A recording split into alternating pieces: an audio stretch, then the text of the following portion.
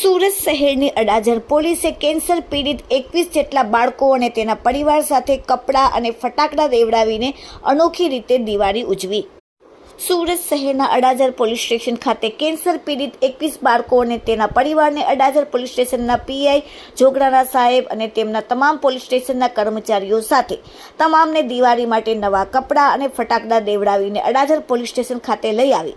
Adajan police સ્ટેશનના તમામ પરિવાર તેમજ કેન્સર પીડિત તમામ બાળકો અને તેના પરિવાર સાથે ફટાકડા ફોડી એક અનોખી રીતે દિવાળી ઉજવવામાં આવી। બાળકોને અને તેમના પરિવાર સાથે હર્ષોલ્લાસપૂર્વક દિવાળીનો આ ભવ્ય તહેવાર ફટાકડા ફોડીને ઉજવવામાં આવ્યો। એટલું જ નહીં પણ સાથે તમામને સાથે ભોજન પણ કર્યું। સુરત પોલીસ કમિશનર સાથે ઝોન 5 ની સૂચના અને તેના માર્ગદર્શન હેઠળ આ ભવ્ય કાર્યક્રમ ઉજવવામાં આવ્યો હતો। સાથે સાથે પોલીસ દ્વારા એક મેસેજ પણ આપવામાં આવ્યો કે પોલીસ અને પ્રજા એકબીજા સાથે સંકળાયેલા છે અને પોલીસ પ્રજાની રક્ષા પણ કરે છે અને જરૂરત પડે ત્યારે તેમની સાથે ખુશી પણ મનાવે છે અને તેમના દુઃખમાં પણ સામેલ થાય છે। અંતે અડાજણના પીઆઈ જોગરાણા સાહેબે તમામ સુરતવાસીઓને દિવાળીની શુભેચ્છા સાથે આવનારું નવું બેસતું વર્ષ ખૂબ જ સારું જાય અને તમામના લોકોને જીવનમાં સિદ્ધિઓ મળે, પ્રસિદ્ધિ મળે અને સમાજમાં તેમનું નામ રોશન થાય તેવું કાર્ય કરવાની શુભેચ્છાઓ પાઠવી। Bureau report, daily India TV, Surat.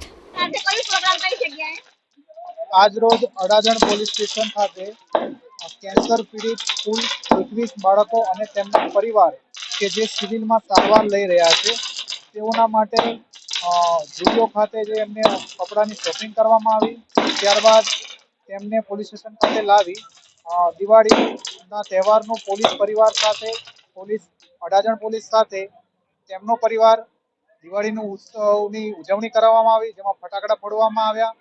ત્યારબાદ તેઓની સાથે સ્વરૂચિ ભોજનની પણ વ્યવસ્થા કરવામાં આવી છે, જેથી કરીને સુરત શહેર પોલીસ આદરણીય ડેપ્યુટી સીએમ સાહેબના નેતૃત્વમાં અને માનનીય પોલીસ કમિશનર સાહેબ શ્રીના આગેવાનીમાં ઝોન 5 સેક્ટર 2 સાહેબના સૂચનાથી અને ઝોન 5 સાહેબની નિર્દેશથી આજ રોજ આ કાર્યક્રમ કરવામાં આવ્યો હતો।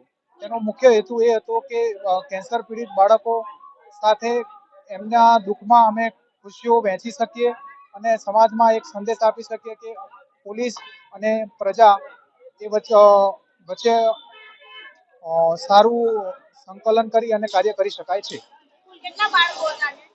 કુલ 21 જેટલા બાળકો આજે અહીંયા હાજર હતા। દિવાળી નિમિત્તે હું સુરતવાસીઓને એવી જ રીતે આપના અને આપના પરિવારને આવનારું વર્ષ ખૂબ સારું રહે, સુખ, સમૃદ્ધિ અને સ્વાસ્થ્ય ખૂબ સારું રહે અને આવનારું વર્ષ દિવાળીમાં સૌ કોઈ સારું કાર્ય કરી સમાજનું અને દેશનું નામ રોશન કરે।